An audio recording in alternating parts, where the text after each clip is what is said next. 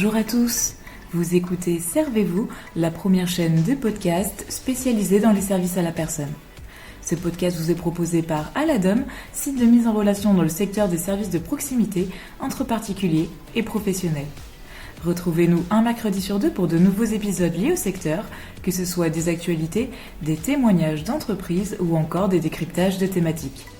Aujourd'hui, je suis en compagnie de Marc Hyper, CEO de Help You, une solution qui se présente comme le premier guichet unique digitalisé et personnalisé pour les aidants. Alors, comment ce projet est-il né ? Comment fonctionne-t-il ? Ou encore, quels sont les objectifs de développement à venir pour Help You ? On vous raconte tout ça dans ce nouvel épisode de Servez-vous. Bonne écoute !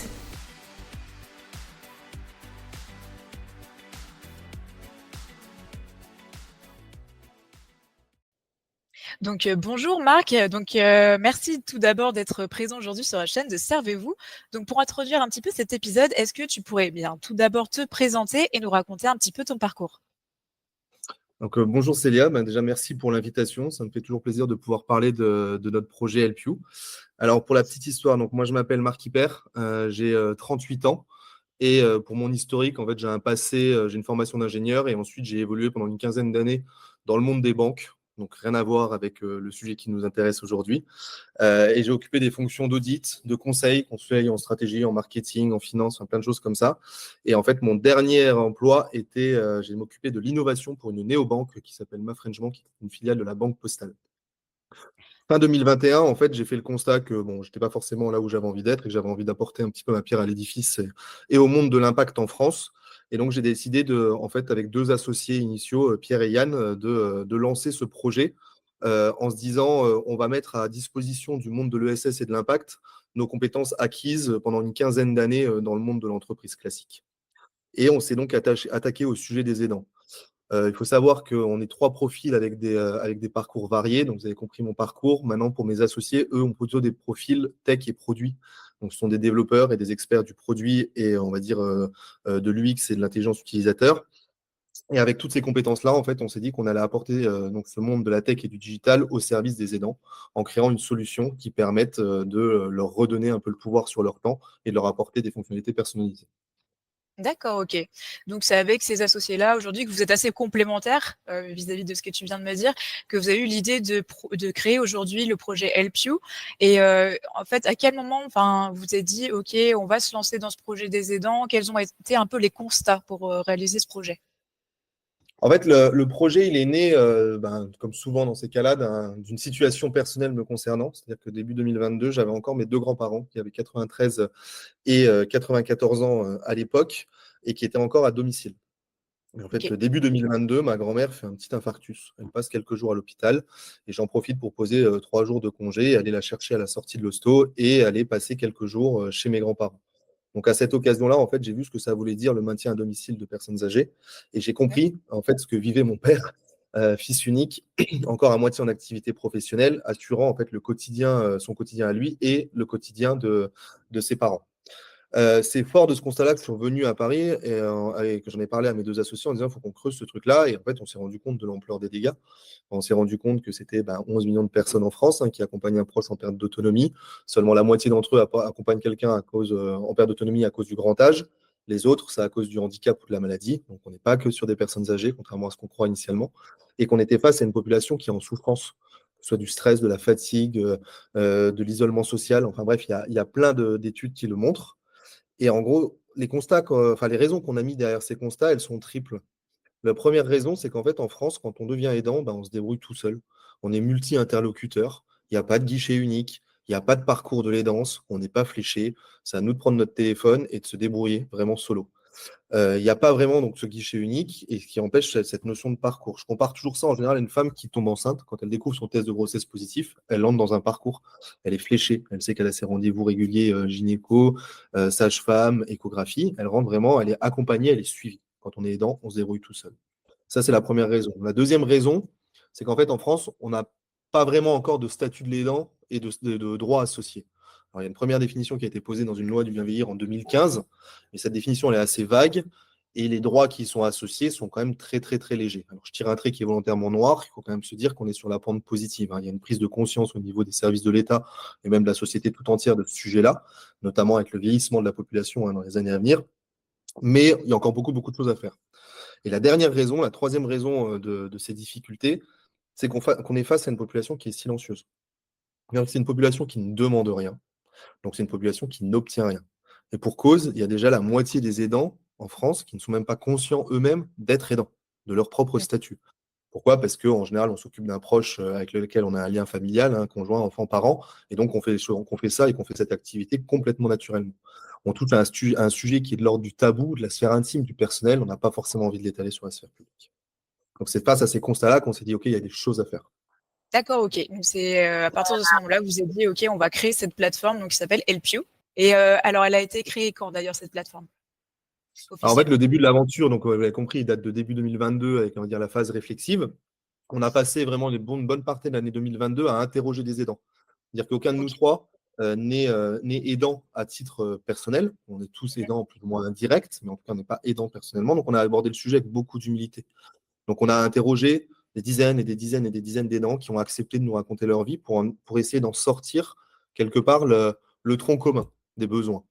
Et après, OK. toutes ces interviews, en fait, on a décidé de classer les besoins des aidants sur 4 axes, qui arrivent plus ou moins de manière chronologique. Donc, quand on devient aidant, le premier besoin, c'est un besoin d'information. Comment est-ce que je m'informe sur la perte d'autonomie de mon proche? Comment est-ce que je me forme potentiellement à l'accompagner? Comment est-ce que je m'informe sur les aides auxquelles moi j'ai droit en tant qu'aidant? Bref, toute cette logique d'information. Arrive très rapidement derrière, en général, le besoin d'organisation. Parce que 70% des aidants sont en activité. Ils ont une vie professionnelle, ils ont une vie familiale, et j'ai toujours tendance à dire que quand on devient aidant, en fait, on rajoute une vie à ses propres vies. Donc, comment est-ce que j'organise toutes ces vies entre elles? Le troisième besoin, c'est le besoin de répit. On est face à une population qui s'oublie, qui ne prend pas soin d'elle, on a une surreprésentation de maladies chroniques, je ne parle même pas des impacts sur leur santé personnelle. Bref, il y a beaucoup, beaucoup de choses à faire de ce côté-là, et on en a beaucoup parlé dans les médias ces dernières années. Et le dernier besoin, c'est un besoin de lien social. On est face à une population qui s'isole socialement, qui développe un fort sentiment de solitude. En fait, quand on regarde ces quatre besoins, on se rend compte qu'il y a un dénominateur commun, c'est la notion de temps. En fait, le temps, pour nous, est une des plus grandes valeurs que les aidants peuvent avoir, en plus de l'argent évidemment, mais ça, on ne pourra jamais leur apporter directement. Et donc, on s'est dit, OK, comment est-ce qu'on peut leur redonner du temps et le pouvoir sur leur temps? Et en fait, le digital et la technologie ne seront jamais des finalités en soi sur un sujet qui est profondément humain. Par contre, ce sont des moyens géniaux pour regagner du temps et leur redonner le pouvoir sur leur temps. OK, super et notamment aujourd'hui, du coup, la plateforme Helpio, elle est maintenant, mise en avant grâce à tous ces constats-là que vous en avez faits, aux besoins qui ont été avec les interrogations que vous êtes allés voir auprès des aidants et aujourd'hui, concrètement, du coup, comme la plateforme, elle est disponible, comment concrètement elle s'utilise cette plateforme aujourd'hui? Alors aujourd'hui, donc c'est vrai que je n'ai pas terminé la question précédente, mes excuses. On a lancé le projet Pas de début souci. 2022. On s'y est mis vraiment à temps plein fin 2022. Donc ça fait un peu D'accord, plus d'un an et demi qu'on est à temps plein là-dessus. Entre-temps, on a associé une quatrième personne. Donc on est maintenant quatre dans l'équipe. On nous a d'accord. rejoint pour compléter l'équipe. Et la plateforme, en fait, elle est disponible et live depuis fin 2023. Donc ça fait à peu près 6 mois. Donc elle est D'accord, OK. téléchargeable directement sur les stores, Apple Store, Play Store, ou sur le web, www.lq.com, sur lequel il y a un lien pour aller s'inscrire sur la plateforme. Concrètement, comment ça se passe? En fait, l'aidant télécharge ou s'inscrit sur le site. On va lui déposer, pendant son parcours d'inscription, une somme de questions qui le concernent lui et qui concernent ses expériences d'aidance, qu'elles soient actuelles ou passées. On se rend compte que chez les aidants, il y a une notion de don de soi et d'envie de filer un coup de main à des gens qui potentiellement vivent aujourd'hui ce que eux ont vécu par le passé. Ensuite, toute cette donnée qu'on a récupérée pendant ce parcours d'inscription, notre job, c'est de la faire infuser dans des univers de fonctionnalités qui viennent répondre aux quatre besoins qu'on a vus précédemment.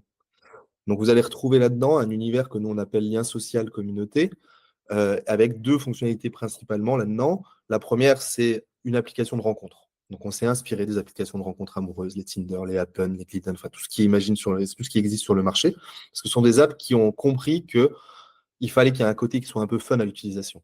Nous, Mmh. on n'est pas une application de santé, par contre, on a envie que les gens aient envie de revenir. Donc, on s'est inspiré des codes de ces applications-là. Je vous rassure tout de suite, on n'est pas en train de swiper les aidants, hein, et on n'est pas sur une finalité amoureuse. Les aidants font bien ce qu'ils voudront, mais notre objectif, c'est vraiment de la mise en relation pour de la paire aidance et de l'entraide opérationnelle au quotidien. Et donc, on vient proposer aux aidants d'autres profils d'aidants qui correspondent à leur situation ou qui ont des besoins complémentaires. Une fois que la mise en relation est effectuée, on rentre dans une application de messagerie classique. Parallèle de ça, sur cet univers de lien social, on a mis en place une notion de communauté. Le but étant de dire, je vais venir partager dans des communautés thématiques, que ce soit sur des critères géographiques ou d'affection du proche, mes expériences, poser mes questions à la communauté. En tout cas, je vais venir m'intégrer dans un groupe qui corresponde à ma situation, qu'elle soit géographique ou thématique. Ensuite, le deuxième univers qu'on a créé, c'est un univers d'information. Là, le but étant d'apporter rapidement des informations qui soient de qualité et personnalisées à l'aidant pour qu'il gagne du temps. On est toujours dans cette ultra-personnalisation pour gagner du temps. Et donc là, on l'a fait sous deux manières, sous la forme d'un assistant virtuel en intelligence artificielle générative qui connaît déjà la situation de l'aidant, que nous, on entraîne sur un set documentaire de référence et donc qui apporte des réponses qui sont qualifiées en fonction de la situation personnelle de l'aidant. Et à côté de ça, on a toute une base documentaire qui vient proposer des documents et du contenu en fonction aussi du niveau d'avancement dans le parcours de l'aidance. Ce qu'il faut bien comprendre, en fait, c'est qu'avec LPU, on est sur deux axes de personnalisation. Il y a la personnalisation concernant la situation. Parce que quand je m'occupe de mon enfant qui a un trouble autistique, je n'ai pas les mêmes besoins que quand je m'occupe de mon parent qui est vieillissant et qui démarre à Alzheimer. Et il y a une notion aussi d'avancement dans le parcours de l'aidance. Donc, on a défini un parcours type de l'aidance en 4 étapes, qui sont l'anticipation, l'aménagement, l'accompagnement et l'apaisement, qui permet pour nous de venir qualifier les besoins en fonction justement non seulement de cette situation et de ce niveau d'avancement dans le parcours et de me proposer des choses qui concernent l'aidant. Parce que quand ça fait 15 ans qu'on s'occupe d'un proche, on n'a pas les mêmes besoins que quand ça fait 3 semaines qu'on a appris sa pathologie. Oui, donc c'est vraiment de l'hyper-personnalisation en fonction effectivement du profil de l'aidant. Exactement. Et le dernier univers qu'on a mis en place, c'est un univers qu'on appelle d'accompagnement, où là, le but, c'est de montrer dès aujourd'hui que l'aidant n'est pas seul.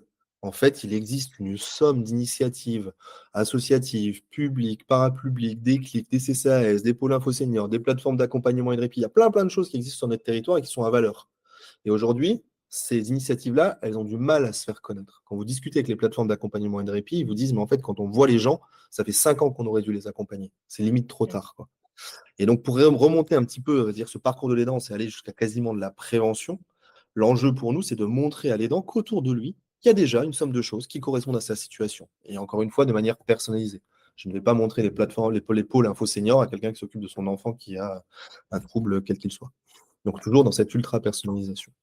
Ça, c'est vraiment pour la version grand public. D'accord, ça marche. Et cette version grand public, est-ce qu'elle est gratuite actuellement? Cette version grand public est totalement gratuite. Et ça, c'est un engagement qu'on a pris dès le début avec nos associés, c'est qu'en fait, on poursuit un but d'utilité sociale avant tout, et qu'il y aura toujours une version gratuite d'LPU pour subvenir aux premiers besoins des aidants en France. D'accord, ok. Bon, bah, top. Et j'ai vu également, en regardant un peu, en parcourant le site d'Elpio, que depuis peu, vous vous êtes adressé à une nouvelle cible, qui sont les entreprises. Est-ce que tu peux nous dire quelles sont un peu les différences d'utilisation, notamment avec la cible particulier aidant aujourd'hui? Complètement. Donc, vous l'avez compris, nous, la version grand public, on veut la conserver gratuite pour l'ensemble des aidants en France. Notre enjeu, c'est de pouvoir continuer à développer des choses qui font du bien et qui permettent d'accompagner les aidants au quotidien. Donc, rapidement, c'est poser la question d'un modèle économique et donc de se dire qui est-ce qu'on peut adresser pour justement aller chercher ce modèle économique. On a regardé, on a eu une approche qui était très prescriptive. En fait, qui touche aujourd'hui un maximum d'aidants? D'accord? Vous avez le monde de la santé, avec les médecins, les pharmaciens, les hôpitaux. Vous avez le monde associatif, les assos nationales, les associations locales. Vous avez le monde des assurances et des mutuelles, des caisses de retraite, qui touchent aussi sur la partie bien vivre principalement. Vous avez le monde aussi des EHPAD, des résidences seniors, Corian, Dominici, etc., etc., etc. Bref. Et au milieu de tout ça, il y a un truc qui s'appelle les entreprises. Et donc, très rapidement, en fait, on s'est orienté vers les entreprises pour la simple et bonne raison qu'elles ont un vrai enjeu à accompagner leurs salariés sur les problématiques d'aidance. Pourquoi? Parce qu'aujourd'hui, du côté du salarié aidant, on est face à un gros paradoxe. C'est-à-dire que vous avez 98% des salariés qui sont en situation d'aidance qui disent moi, j'aimerais que mon entreprise, elle mette en place des choses qui me permettent d'aligner ma vie pro et ma vie perso et d'être maintenu dans l'emploi et de ne pas passer à temps partiel, voire démissionner parce que j'arrive plus à gérer les deux.